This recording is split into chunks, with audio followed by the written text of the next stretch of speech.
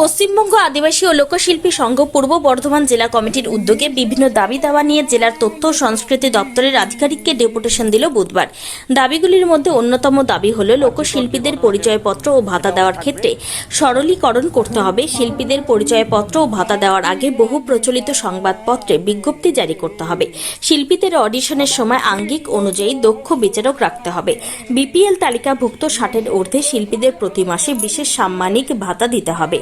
নির্দিষ্ট নিয়ম মেনে লোকশিল্পী দলগুলিকে লোকপ্রসার প্রকল্পে সরকারি অনুষ্ঠান দিতে হবে। এছাড়াও বেশ কিছু দাবি নিয়ে বুধবার জেলার বিভিন্ন ব্লক থেকে মিছিল করে কার্জন গেট চত্বরে জমায়েত হন।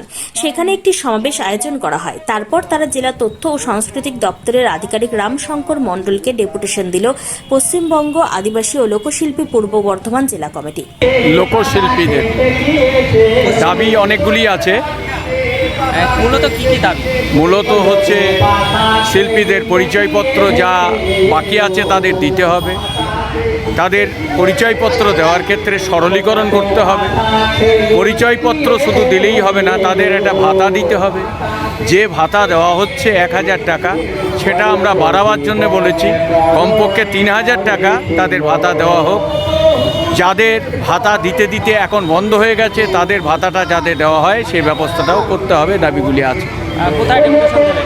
হ্যাঁ, কোথায় ডেপুটেশন দিলেন? আমরা ডেপুটেশনটা এখন দিচ্ছি তথ্য সাংস্কৃতিক দপ্তরে।